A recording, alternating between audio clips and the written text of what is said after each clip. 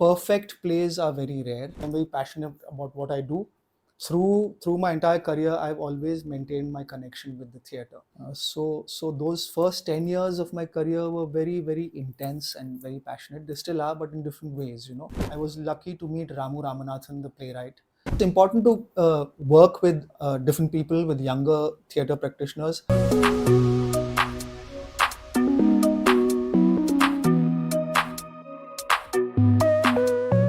The world of theatre is not a short sprint, it's a marathon. And with me is a very, very seasoned marathoner in the world of theatre.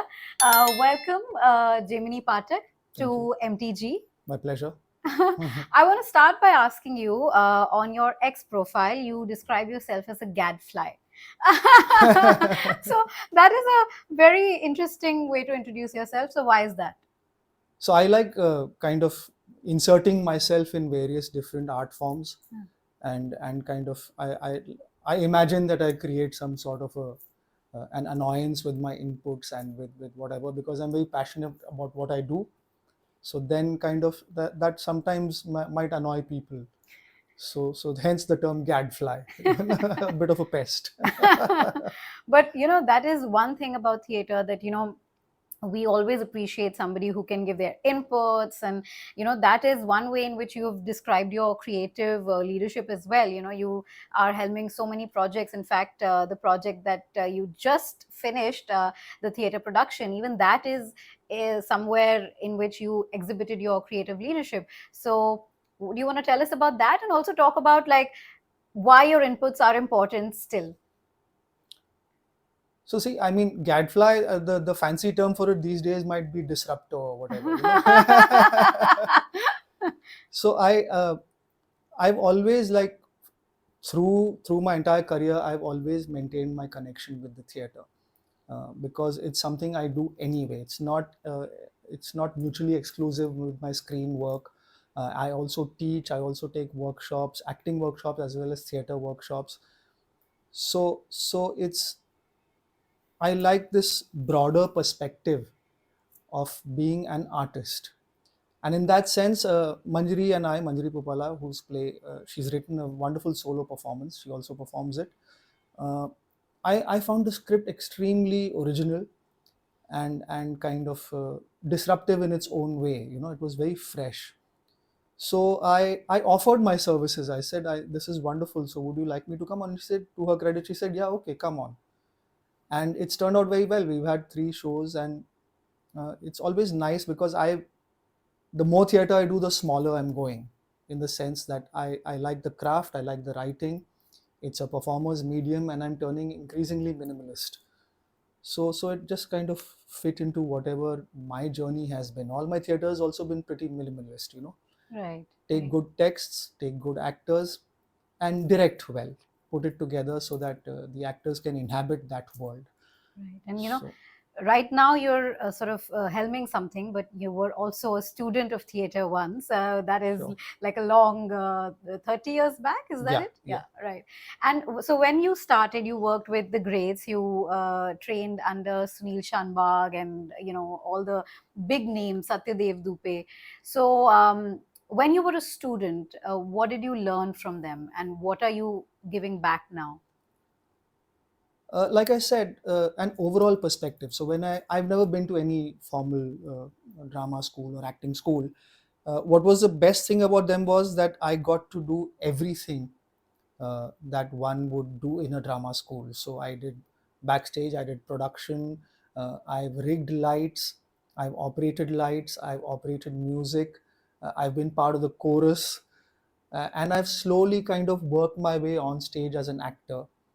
And then after a few days of having worked with whoever at that point in time I was on my bucket list, as they say, I felt I was loaded enough from all these experiences that I had with Dubey, with Sunil Shanbhag.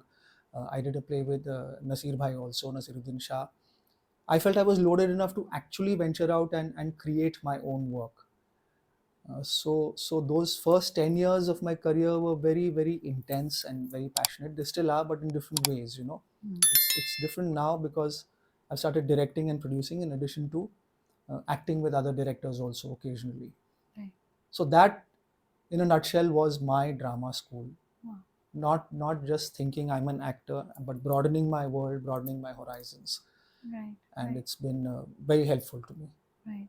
And with the 10 years of training, a lot of people think it's like quick, but you actually do need to immerse yourself in theater. So that was the grounding journey, that was the foundation. And then you went on to direct some 30 plays, if I'm not mistaken. Yeah, about 25, 30 something. That's Yeah. that's fantastic. So do you want to tell us what were the initial hiccups? What were the challenges in directing something of your own? The initial challenge was really creative. I was also, I was lucky to meet Ramu Ramanathan, the playwright, uh, at the right time, and he was in a prolific phase of writing, and I really liked his writing. I did a children's play which Sanjana Kapoor had produced, called The Boy Who Stopped Smiling, and then I almost had a pipeline to Ramu's fresh work. So the first play I did as director and producer was Curfew, which was written by him. Then I did Combat also, which he had written. Then Mahadev Bhai came my way in 2002, and I'm still doing Mahadev Bhai. It's a solo performance, about 400 shows of it. So the right time, right place, right people have happened. Of course, you've got to kind of be in the community. And Sanjana had also been watching my journey for that decade. So she said, this guy, I think, seems to be serious about wanting to do theater. So she invited me to open my first play at the Prithvi Festival, which was a great honor. Yeah. And she gave me a rehearsal space also. Wow. So Prithvi House was being constructed and it had a basement. So she said, okay, you go and rehearse there quietly. Lovely. Yeah. So it was, and we got a small fee also. And then that show, to my surprise, did 41 performances. We traveled a bit with it, and it kind of, so it gave me the courage to dream that if you have something to say, and if you're consistent, and if you have a voice, of course it wasn't just my voice, I was supported by many people, then there is an audience that will follow your work, which is interested in your work, which will come again to watch anything new that you're doing. So it's just been one step after the other, and now it feels like a journey. Absolutely. And you spoke about having a voice as a director, and it's very important to find the right mentors to guide your voice. So, what Yeah. books inspired you? How did you get your voice? I've always been interested about reading about books about acting, about the theater, but I've never been able to read a book and apply that into my practice. Yeah, that's a classic actor problem, huh? Yeah, in fact, the reverse. The more I've done, and then I've Yeah. gone and read a book, the book has made sense, and my practice has made sense. Yeah. So it's not a reverse connection, but I need to do first, and then books make sense to me. Definitely. I don't know how it works for others, but and then when you've actually discovered things and you find an echo from the greats, yeah. then you in a way feel validated. You feel like, oh, okay, I seem to be on the right path. Right. So, which are the experts that validated your thesis? Oh, I've read the Natya Shastra, bits of it. Then I've read Stanislavski. I've read a bit of Grotowski, Meisner. Meyerhold a very little bit. There was a lovely compilation of world directors, a book that I read to, so it had Barba, it had people like Antonin Artaud, and also different kinds of writing. So I was lucky when I was 18, 19 years old to get scripts that were handwritten by the greats, like Tendulkar would send in a handwritten script which would then be typed or xeroxed or whatever. Edkunchwar sending in a script to say Sunil or Dubey, Karnad's new play. So this was my initiation into writing in the theatre as a youngster, and I think that has helped me a great deal to understand structure, to understand how people actually, these were all, they were all disruptive voices in their own way. Definitely. So very early on, I got a taste of that. And so it's really helped me to kind of form frameworks also as a director, to work on text. Sometimes I've also done device theater in which there is an idea and then you kind of start rehearsing with actors. But at the end of the day, there is a performance text, whether it's written before or whether it emerges after. There is a story with a beginning, middle, and end, irrespective of how you arrived at it. arrive at it, or even how you place it. Like you can Hmm. start at the end and go to the big, but that's just a matter of placement by definition. So these things have been very, very instrumental in my journey. Early, I got a nice grounding in that. So I feel it's important to work with different people, with younger theater practitioners, so that they also get a kind of a bridge to what the process, what the history of say last 30-50 years is. So I may be a bridge to my teachers, to the generation before me. They may find something to kind of connect to with my practice. I feel this kind of continuity is Very very, important. very important. Definitely. And as a director now, from the time that you would have started to now new kinds of even criticisms have come in, like, in terms of the text, and there's like a lot of things to take care of, like the feminist voice, or the Marxist voice, whatever. So, and I'm pretty sure you're mindful of it. So what is that standard barometer that you have, that okay, this text is good to go, it is not at all um, wrong in today's time, and we can put it out there? Ultimately, what is the play trying to say? Is it? You're right. You have to tick a lot of boxes these days before choosing to do something, and that sometimes instills doubt or fear in your mind Yeah, also. I mean, yeah, but I've also realized that uh, perfect plays are very rare, and one can't be paralyzed simply by wanting to do the perfect play. So I feel like if I feel the politics of a play is something that I resonate with, if I feel that it's not disrespectful, if it's raising important questions, even if it's entertaining, I don't necessarily believe in giving lectures. Come watch my work, watch my play, be entertained, but also be stimulated, so that when you're on your way back home, the play stays with you. So it may be asking or raising some tough, difficult questions which may not have answers also. Right. And as an actor, we've really not come to that part. We've just focused on the direction. But as an actor, you had a phenomenal journey, and I know you don't like to talk about your role, but a lot of people, they would want to know that, what was your experience working with Hansal Mehta in Scam? It's wonderful. The thing is that it's extremely well written. Firstly, the web Yeah, show, they definitely. took about 2 years or slightly more than that to condense that Sucheta Dalal's book into a web show. And Hansal and I have actually, he's been following my work in the theater and otherwise, and I've been following his work for a long time. It was kind of long overdue that we work together. He has a very good hold on how he wants to tell his story. Definitely. And secondly, he really enjoys interacting with actors.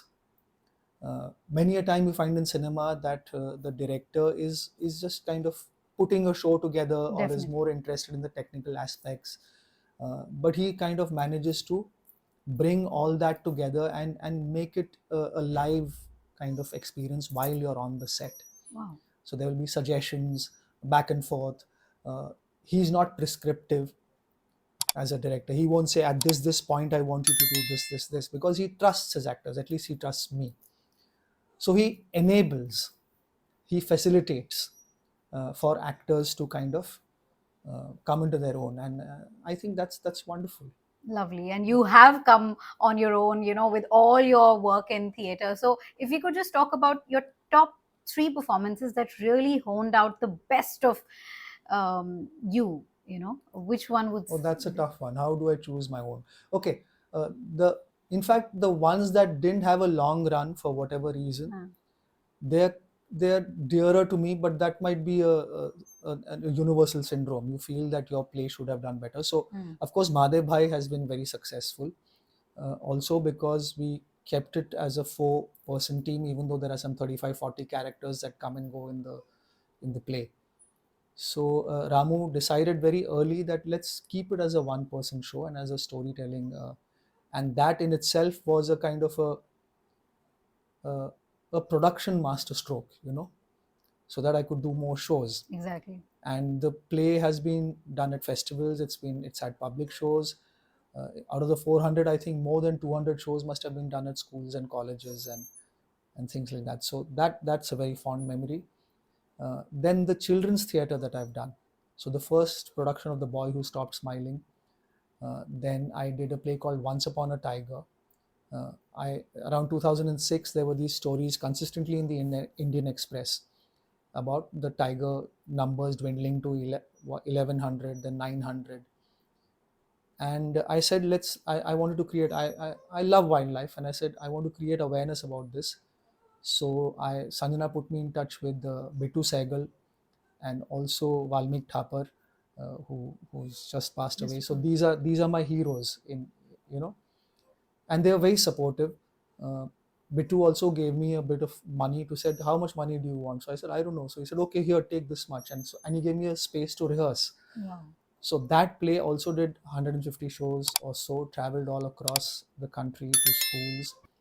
Prithvi was also kind enough to give me morning slots at Prithvi Theatre to invite schools to come and watch the play. So that's the other one. And then I did a production of The Seagull, Chekhov's Seagull, which unfortunately I think folded up in 12 shows because of actors kind of dropping out. And I said, in Chekhov, you can't suddenly replace an actor with another actor. Yeah. Like everyone needs to be on the same wavelength and rehearse together and you know, it's not like you remove someone and that person will be able to find the rhythm of the rhythm of the writing, the rhythm Right. of the performance. So unfortunately, I had to shut that down. So that one's very dear to me. Which part did you play in The Seagull? I played Kostya, the Oh. tormented writer who has a problem with his mother's Yeah. style of theatre. And Yeah.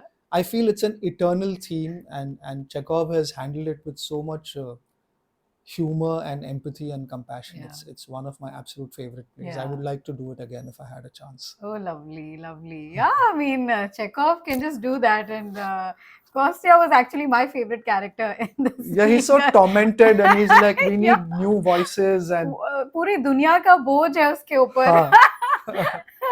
But you know, you have done a lot of children's theater, and you seem to be very passionate about it. So, do you want to tell us about how can one get in, and what are the challenges also that one can face in children's theater? So I've done theater for children, which are Hmm. professional productions. I've done theater with children. I've taught in schools, and I've also done annual plays and things like that. So, for example, in a few schools, I was asked to grade the students, and I said, see, it's a multidisciplinary kind of thing, theater. And not, contrary to what you believe in, not every child is actually interested in acting. And they wouldn't believe me.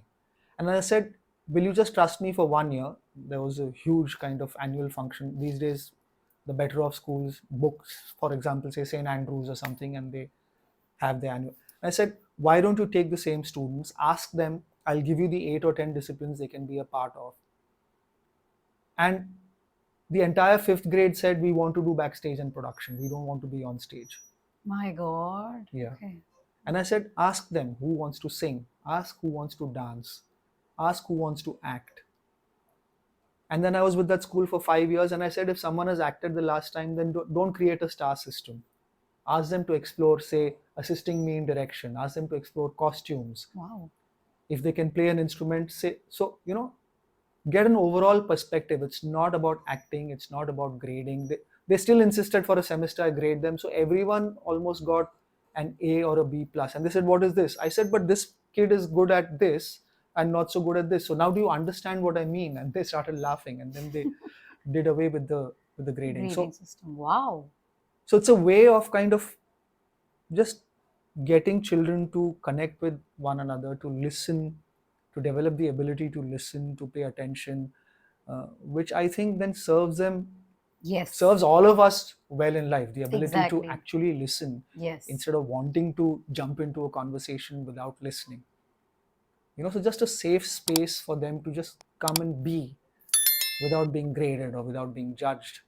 without being told you have to be an actor. No, it's not necessary. So that's a fascinating conversation on children's theater. We've spoken about your direction, we've spoken about your acting, and now I think it's just time for some fun, right? So we are going to have a little quiz with you. It's a rapid fire, so you don't have time to think. Oh my goodness. Are you ready for I'm it? very bad at this. I'll So just be we are- hemming and hawing and saying I like everything. I like both. This terrorizes me. No, but you will be amazing. So we'll start now. Okay. So the first play you've ever watched?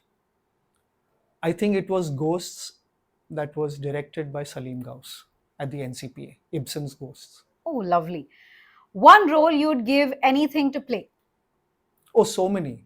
Like I've been wanting to do Shakespeare for a while, but not like any one Shakespeare performance, but compile it and give it a kind of, so there's Lear, there's Macbeth, there's Hamlet. I've played Romeo when I was young enough, I think, to play Romeo. I hope I get to play Lear before I'm not too old to play Lear. So the current Wow. obsession is Shakespeare. Oh, wow. Fantastic. So between drama and comedy, what's your comfort watch? To watch? Drama. Sounds kind of paradoxical. People would prefer to watch comedy to be comforted, but I prefer drama. Yeah, same here. Yeah. Like that tells you the truth about life, you know. I like to be stimulated. when I Yeah, watch yeah, something. that's true. That's true. One line you'll never forget from a script. Wow, it's got to be something from Chekhov. So there's this writer Trigorin in The Seagull, and he says, "And when I lie here, people will go past my grave, and they will say, 'Here lies Trigorin, a good writer, but not as good as Turgenev.'" And I think all writers would have that feeling, you know, good Yeah. enough, but you know, not quite there yet. So We I think just did a reading of Mahesh Irkunchwar's Party, uh, and there's an entire segment where Barve says words to the same effect, and it's been written by Irkunchwar. And I was like, man, this is kind of, it's been written 100 years later, yeah. but it seems to be an The eternal same. theme. That's true. That's true. Okay. So theater or cinema, pick one forever. Oh, that's a tough choice. I love both. You have to pick I one. can't. Well, the theater will outlive everything, but cinema is also here to stay. The theater's been around for thousands of years, so theater is much more basic. So I would say theater. Wow. Biggest blooper you've ever had on stage? I think walking into a wall during a blackout instead of taking an exit. So when the lights come on, you're kind of like, Yeah. and there's no way you can make a graceful exit after that. So yeah, that's probably the worst that's happened to me. Oh yeah, the blackout is like really deadly. Okay. If not an actor, director, writer, then what? A teacher probably. I just like being with young people, people younger than me. I like sharing. It's not Yeah. exactly teaching. I like listening. I like kind of just like tuning in. Lovely. And not necessarily drama. I might teach literature. I might teach something else. Wow, fantastic. So one theater legend you'd love to have coffee with.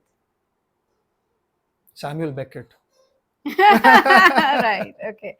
Stage you dream of performing on anywhere in the world. You know, I used to have this before. Like Prithvi used to be a dream to perform in. Then NCPA, and these are the things I've performed before Chabildas shut down at Chabildas. Then people say the Globe and this and that and whatever. After a while, I realized that any place where I have a connect with the audience and a space that I walk into and feel energized, it could even just be a classroom with the right acoustics and the right light coming in.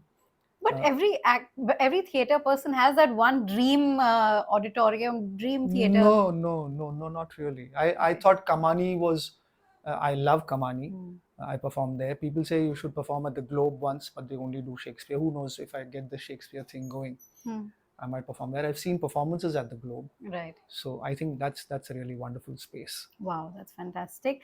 Then a theater superstition you totally believe in.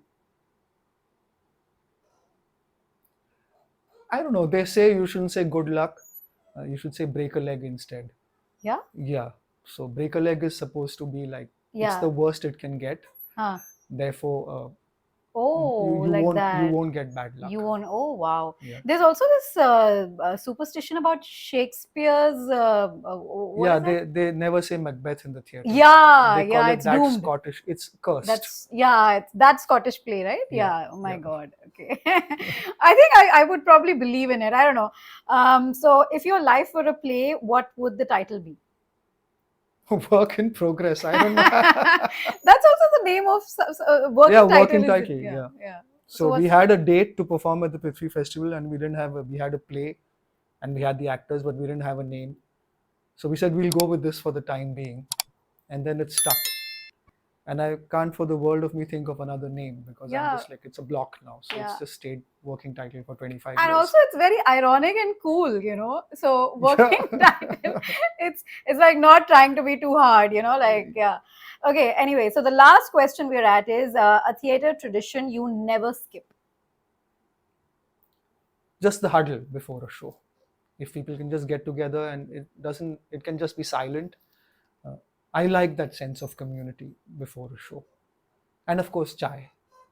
Rehearsal mein chai chahiye, vada pav chahiye. Yeah, you can get me coffee and whatever fancy snack and this and that, but I want my vada pav and chai.